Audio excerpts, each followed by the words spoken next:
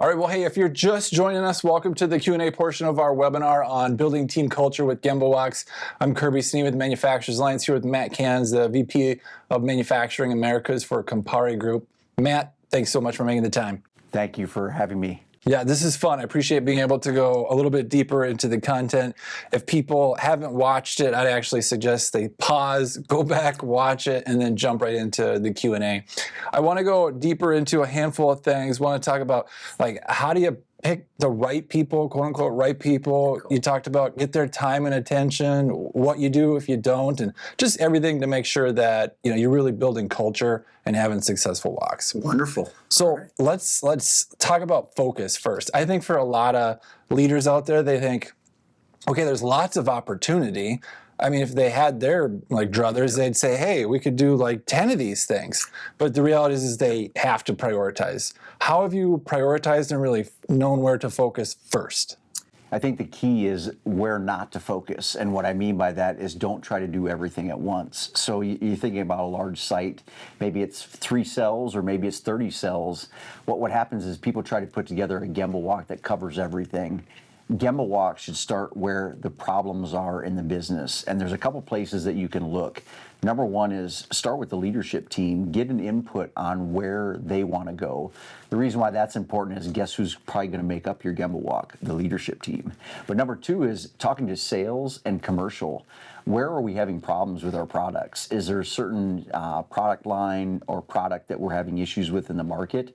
Because that's where you want to focus because your customer is already there. And then the third is trust your gut. And what I mean by that is if you're a manufacturing leader, you're going to see things on the floor that are problems, that are issues. Remember, your engagement is just as important. So you can't fake it till you make it. I mentioned that in the deck. Yep. So if you're not engaged, your team is not going to be engaged. But those three key are key components. Mm-hmm. Where does your leadership team want to focus? Mm-hmm. Where's the customer, commercial, and consumer telling you there's a problem? Mm-hmm. And then where do you see a problem?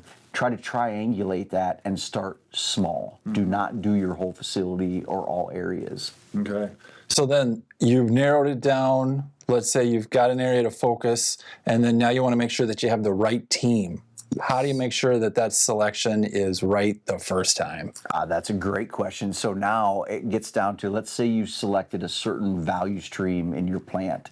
So your leadership team, are all of them connected to the value stream beyond their title? And what I mean by that is, can they actually have an impact? So if it's one specific value stream, maybe you don't need all the engineering team, all the value stream managers. So narrow it down to the team that can actually take action and accountability in that area. Number two is, what time does everybody get to work? And what I mean by that is Gemba walks are really critical the first couple hours of the day. Not the first hour necessarily, because a lot of places start 6 in the morning, 7 in the morning. That's not conducive, and it's not just about respecting people's time. It's one of the things I mentioned in the deck is about being on time. So talking to the leadership team, when can everybody assemble to go on that walk? So it's, can they have an impact? Can they take actions? Yep. Can they deliver? And then what time can they be there? Because everybody's got to be on time. Tell me a little bit more about impact. Maybe you got an example of what that looks like? Great example. So I brought the funny story about the manufacturing engineers. There was 2 of them, and one thing I realized with the both of them is we don't need both of them on every walk. And what I mean by that is look at their role. Both manufacturing engineers, both have the same degree, both same skill set. Mm-hmm.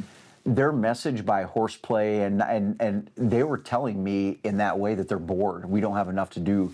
So when they came back, I allowed them to come back, but not at the same time. So I kept one on one walk, and then as they could alternate back and forth. Because really what you're saying is I need a manufacturing engineer on the walk to do fixtures or other things on the cell itself. Okay, and you had mentioned at one point in time, 15 might be too many, especially if the environment kind of loud. Yep. But maybe 2 or 3 might be too few to really make the impact. Porridge is just right, 5, 6, 7, somewhere in there. So the first thing I look at is we start with the highest leader on the walk, and this goes back to leading by example. So if the highest leader on the walk is you, because you're the plant manager, great, that's a good start. You can't do everything. So as you look down through your layers, what roles do you have and I try to get to the lowest level in the organization. And it's not lowest level by seniority. It's really who can have an impact. So having an hourly team member on the walk, maybe from the cell at each cell, that's a great way all the way up to the plant manager. So it's key that we have multiple layers, because you're going to have multiple problems at different layers. And so you want that team that's closest to the work and closest to the problem. Okay, so we've got some focus, we got the right people. You also talked about how it's important to develop the people that are doing the Gemba walk. Like, not only are they going to have an impact and make an impact, which will help people outside of the Gemba walk, can you share some examples? And maybe it's those engineers again. It feels like there was a development opportunity there, some lessons learned. But how are you intentional about developing people on the walk? So I used two words very intentionally in the presentation about elevate and pressure. And what I mean by that is there should be a little not nervousness, but pressure that when you do go on the Gemba walk, that you actually fix something or solve a problem or interact with a new team member. Elevate is elevate your knowledge of the business or elevate somebody else's knowledge of the business. So going to the Gemba is not just about, well, I'm on the walk, I got invited, so I'm going to show up. It's you showed up, you're invited, now have an impact. So that puts a little bit of pressure to elevate themselves, but puts a little pressure to actually improve. So let's say you have a new team member, brand new, and they're on the walk. What you want to say is, hey, can you get to know 3 people in the plant that you don't know previously? There's the pressure. The elevate is now they're making connections in the business. But then the next day, because this is a true story, the next day someone will say, hey, I didn't see Jody anymore. Oh, Jody was new. She was in marketing. And so at the end of the day, I invited her on the walk. Well, she seemed really nice. Yeah, she's a new hire. You know what? I'll bring her back next week. So you start to create a bond at different levels in the organization, but it started with the 2 things. It's pressure and elevating the team around you. The number one stress point for most people that I've talked to with Gemba walks, Kaizen events, honestly, you name it, is people don't show up. Yes. So I think part of the answer is what you were just talking about. But anything else you would add that has helped you have really great time and attention, like they show up on time and they're full attention there during the Gemba walks? Yeah, so I mentioned from the 15 down to the 5, but I also mentioned there can be burnout, low energy. We've done the Gemba walks; they started to lose their impact. So when you do reset, make sure that you have a good, frank conversation with the team members that you're restarting it. Are they committed to being on the walk? And I think I mentioned that is really, are they willing to be on the walk? Once you do that, they need to be there. So you only add people as the willingness, that push and pull I mentioned. You start to have an impact in the business. Yeah. You start to get that pull. But what it takes is push from you to be on time, be out on the floor, and be actively engaged. What do you do when someone doesn't show up? So this is a great one. Yeah, it's going to happen. I promise it's going to happen. I think the key is the minute or the day it happens is to have that conversation. So I've pulled people aside on the Gemba walk and asked, hey, is everything okay? And I ask it in a very concerning voice, because the first thing I get is this backup, yeah, everything was okay. I was just a little late. Well, that's pretty serious. So all of a sudden you take it to the next level a little bit. There's a little acting in there, but really you're sending the message, this is really important. But I've also layered in there, hey, do you realize the help that you did last week, that operator is probably looking for you today. So if you wouldn't have been here today or showed up on time, you're letting the team down. So I think it's critical to let them know that the impact that they have on the business is a big deal. Yeah. And I put it in the slide, vote them off. Yeah.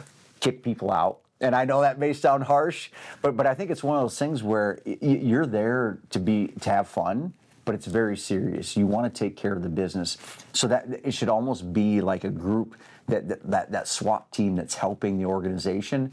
That's a pretty high level group, so it should be important that they're on there, and it should feel that they're important. I love how you put it. I would assume it would make people not just want to be accountable, but be responsible. Yes. To meet the expectations that are there. Show up on time, contribute, make an impact. You use the 2 words I love, accountability and responsibility. So that accountability, if I feel like I have to hold someone accountable to do something, they're not feeling responsible. So having that conversation with them, why don't you feel responsible to that operator that may be looking for you today to say thank you for what you did, not just give you another problem. Because that's another pitfall of Gemba walks. Why people stop going to the floor is because they feel like they take on too many problems. Anytime I'm in a turnaround situation or we're having lots of problems, the first thing you need to do is acknowledge that we're in this situation. So leaving the floor, you shouldn't carry all those problems back to the office. You should leave as many in the hands of the people closest to the problem. What I mean by that is teach people bite-sized problem solving. So when they say, I have a problem with this fixture, my first question is maintenance aware? No. Okay, so do me a favor, call maintenance today, bring them out. When I come back tomorrow on the Gemba walk, I want to hear what maintenance told you. So there's a quick way to leave the problem at the source, but also empower the team to fix the problem. Because I've seen people pick up the fixture, leave the Gemba walk, and run to maintenance. You're not teaching people to fish. You're taking the problem away from the closest point of it actually being fixed. You mentioned operators. I want to hang out there for a second. You've got people going on a Gemba walk. They're seeing opportunities for improvement. How do you make sure that that operator doesn't feel like judged or blamed? Like you're going around and you're critiquing their work, and all of a sudden it's not good enough now. That's in front of that. That's a great question, Kirby, because I think that's where you get people that go on the Gemba walk and they're like, I'm going to prove I need to be on this walk. So they start pointing out all these things. And it goes back to what I talked about. Respect where the business is right now. Meet the business where it's at. Don't try to get too far out ahead of it. So action registries can tend to grow really long on Gemba walks when they first start because people believe that we need to identify and fix all these problems. So meet the business where it's at. Start with the final few instead of the great many. Pick the ones that are most impactful. And always, I mentioned it multiple times, be kind. And when I say be kind, it's be kind to the operators too. If Gemba walks are new, they can maybe feel overwhelmed that a bunch of people come and huddle around them and watch them. Yeah. So introduce, smile. I mentioned about, that'll attract people to bring problems to you. Smiling is a great way to just disarm everybody, but kind of explain to people what's going on, but also explain to the team, pointing out all the problems. Yes, we have a lot of issues. That doesn't mean we have to all solve them today. And the action registry can help because you can document everything. You could divide and conquer, and then also make sure people aren't overwhelmed. Yes. Right? Yes. The key thing is action owner date. Action owner date. Yep. So let's make sure that we're capturing these things. But if you start to feel like we're capturing too many actions, and one of the biggest pitfalls on Gemba walks, but I've seen it in any organization that has action registries, I see the same names over and over again. That's not being kind to the person, but that tells me they're a valued team member. So we should thank them for being an expert and wanting to maybe potentially be involved or seen as an expert, but you need to back off the action registry and get to those final few instead of the great many. And how you do that is priorities. Make sure that you as a leader are setting the right priorities. That can be one of the downsides of being really good is you get more work. That is a downfall, but that's why I mentioned go thank the person, because if people see them as a really valuable asset, they're going to want to give them more problems. But that's not necessarily a positive thing to the person. Right. So let's talk about AI before I let you go here. So I've started to become a daily user of AI.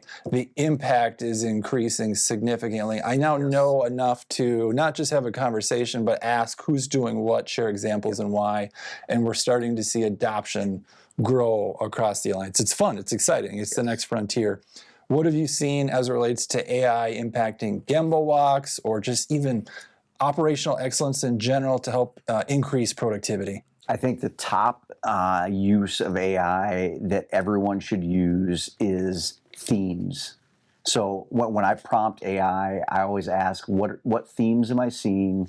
What themes are you seeing as problems? So you take action registries, maintenance downtime, purchase maintenance parts, feed that into, and again, get permission from your company because some companies don't want information out there, so make sure people do that.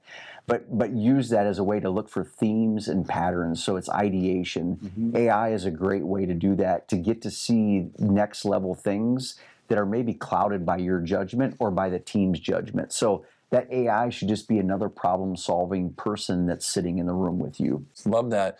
The thing that I'm seeing a lot of that I think piggybacks on what you're talking about is someone's ability to have pattern recognition, to go from a current state to a future state. The more you've gone through that process, the faster those cycles will happen. AI can be your partner in that process. Yes, and some people are afraid of AI, and there's all these jokes out there.